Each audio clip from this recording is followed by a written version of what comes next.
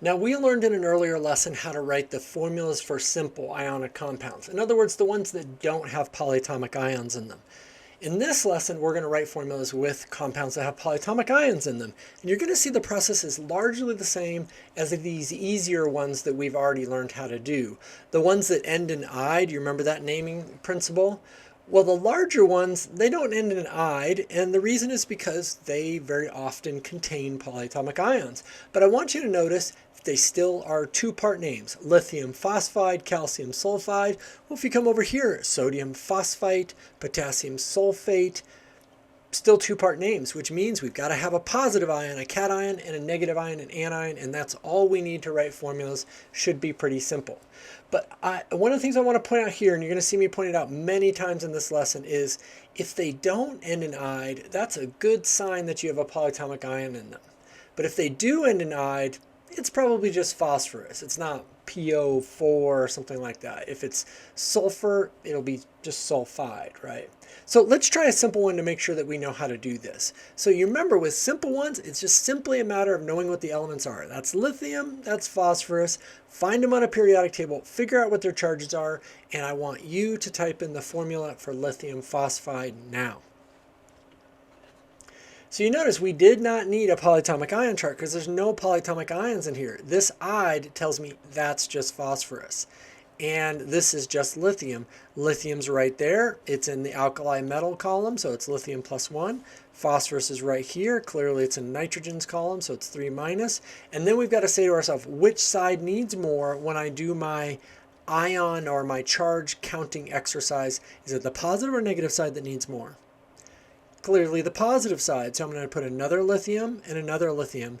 Hey, something to check. You see how all of these are +1? They always have to be +1. You might think, could I just do one lithium 2+? No, because lithium's charge is +1. Can't change. They all have to look exactly the same. And that principle of all the ions in the column looking exactly the same is going to be super important for what we're doing today.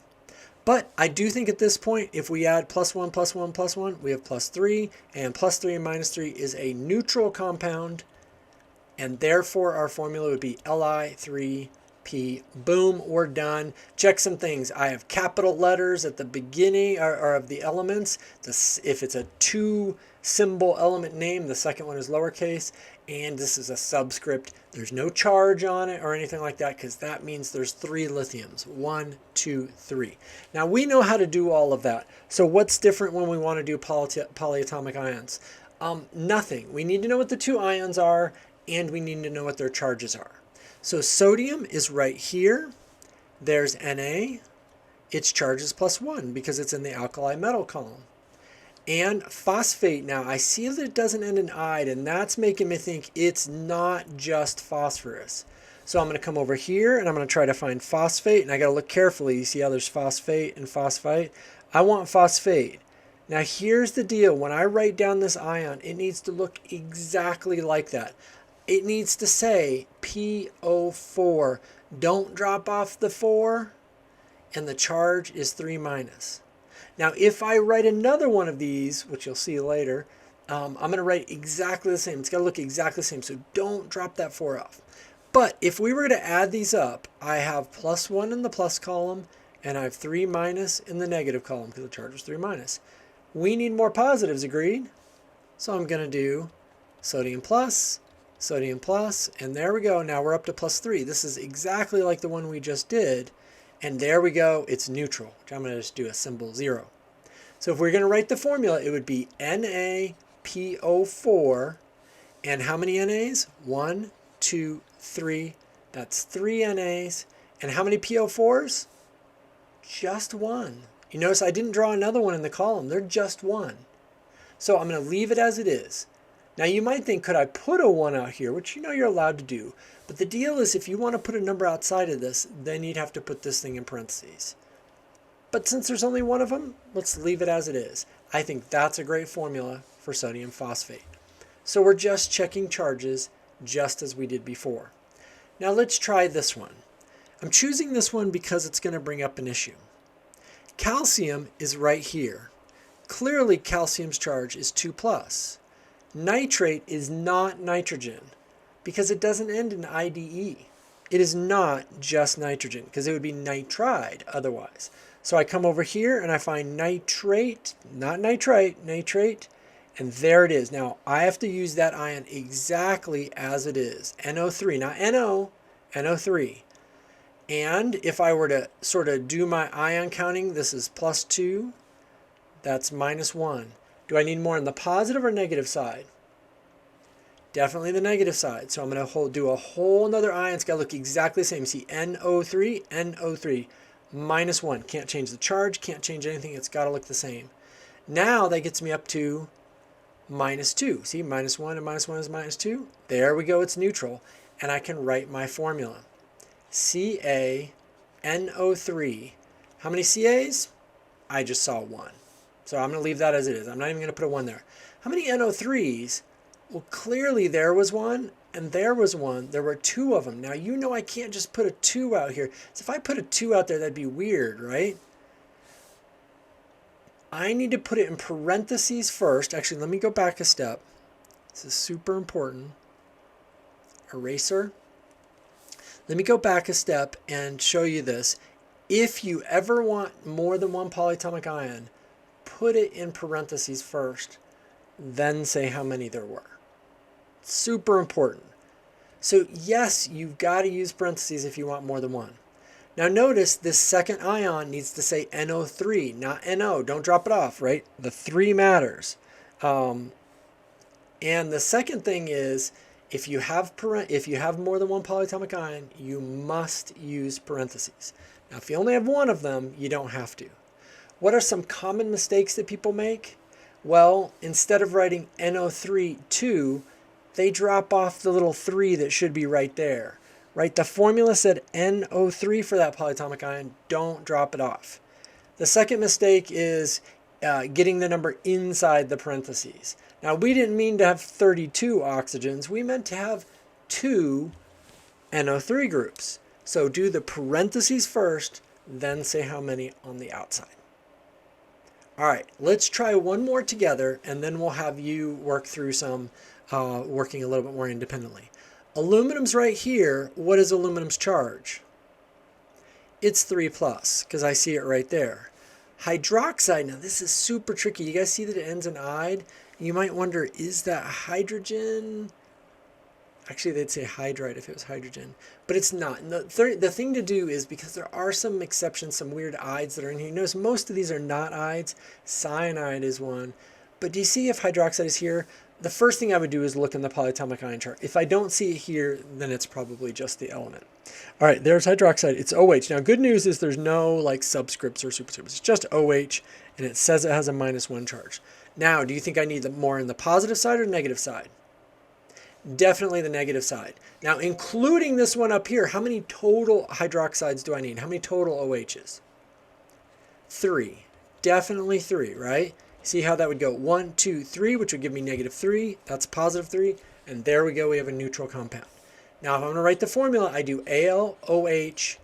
There was only one Al, but there were 1, 2, 3 OHs. So if I just put a 3 here, what did I do wrong? I need parentheses. Before I put the 3 on there, I need to put this in parentheses. Then I can say there's 3 outside there. And there we go. That's the formula for aluminum hydroxide. If you have more than one polyatomic ion, you need to put it in parentheses. Then say how many there are out there. Okay, let's do this one together. Strontium is an element that's right there. What's its charge? 2+, agreed. Carbonate doesn't end in "ide", so I know it's not just carbon.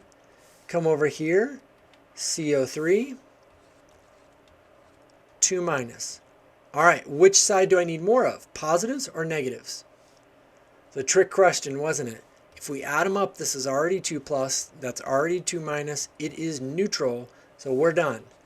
SR, there was only one of them. CO3, there was only one of them. There it was. There was only one. Remember, there's one group. So I don't need parentheses at all. I don't need ones. That's it. Matter of fact, I should slide them closer together. I wish it looked more like this, right? And there we go. All right, I want you to try one out. I want you to figure out, well, first of all, Tell me what the charge of magnesium and acetate are. Very good. I think magnesium is 2 plus. It was right there. Acetate doesn't end with "ide", so it's nothing on here. You could use either one of these. I'm going to use this one. Whatever you want to use. All right. And that minus just means 1 minus. All right, I want you to write the formula for this compound. And remember, if you need more than one polyatomic ion, put it in parentheses before you say how many there are. All right, now in your formula, did you keep this 2 and that 3? Or did you drop it off? It's not going to be just CHO, right? That's not right. You got to keep it exactly as it is. All right, let's check and see what happens. We have 2 plus here and 1 minus there. Clearly, we need more negatives. There we go. Now we have 2 negative, 2 plus, that's 0, that's neutral, and we're ready to write our formula. There was 1 magnesium. Remember, no charges or anything in this point. And then I can write the polyatomic ion exactly as it was, C2H3O. Is it exactly the same as it was in the chart? Yes. Now, there are 2 of them. So what do I need before I put the 2 on there? Parentheses. I need parentheses here, and then I can put the 2 out there because we have 2 acetate ions. Very good. All right, this one, just bring it up a point because usually sometimes people get stuck, right? Lithium is here. It's +1. A lot of times people go chloride. I see chlorate. That's not chloride. I see cyanide. That's not chloride. I don't see chloride anywhere in here. Now, it's not in here because it's just chlorine, right? Remember, if it ends in "ide" and it's not on this sheet, it's just chlorine. It's -1. Look at that, +1, -1, it's ready to go. So a reminder, don't forget there are those simple ones that show up, okay? If you don't see an ion on the polyatomic ion chart, consider that it may just be the element, and that "ide" ending can sometimes give you that hint. Okay, I want you to try this one. This doesn't end in "ide". I think it has a polyatomic ion in it. I want you to check the charges, get a piece of paper out. Don't do it, willy-nilly. Make sure that you do not get rid of any subscripts that may be in this polyatomic ion chart, and write a formula. Okay, sodium is right there. That's Na+. Sulfite is not just sulfur. That would be sulfide. So it's sulfite. We got to make sure we get the right one, not sulfate. SO3. Did you remember the 3? 2 minus. Okay? We have to balance the charges. Which side needs more, the positive or negative? Definitely the positive. And now I have 2 positives, 2 negatives. It is neutral. And so we're ready to write the formula. There were 2 NAs, 1, 2, and 1 SO4. No charge or anything at the end, but there's only 1, so I don't need parentheses here if I don't want to. And it would be better. I need to really squeeze those together, right, like that. Okay, let's do another one. I want you to write the formula for this one. All right, barium is right here. It's 2 plus. Chlorate is not just chlorine because that would be chloride. Chlorate is right here. All right. What did I do wrong? I forgot the 3. I need the 3 because that was part of that group, right? I need the 3. Okay, let's see. Do I need more positives or negatives? Definitely negatives. What did I do wrong? The same thing, right? The same thing. I can't do that. I got to keep that 3 on there. All right, now I got -1 and -1. This is -2. That's +2. We're ready to write our formula. What did I do wrong? I forgot parentheses. Parentheses around polyatomic ions before we put the 2 on there. Okay, let's try another one. Okay, sodium, we're starting to get familiar. We did sodium a lot in this one. And phosphate is not phosphorus because that would be phosphide. Phosphate right there. PO4, 3 minus. Do we need more positives or negatives? Definitely positives.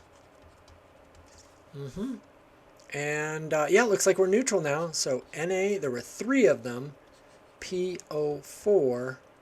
And there's only 1 of them, so I don't need parentheses. Boom, there we go. Wish I had squeezed them a little bit closer together. Let's do another one. Okay, beryllium is right here. 2 plus. Permanganate doesn't end in "ide," so I don't think it's anything over here. Oh, there it is. What did I do wrong? I forgot the 4. That's exactly right. I forgot the 4. It was part of the polyatomic ion. Do we need more positives or negatives? Negatives.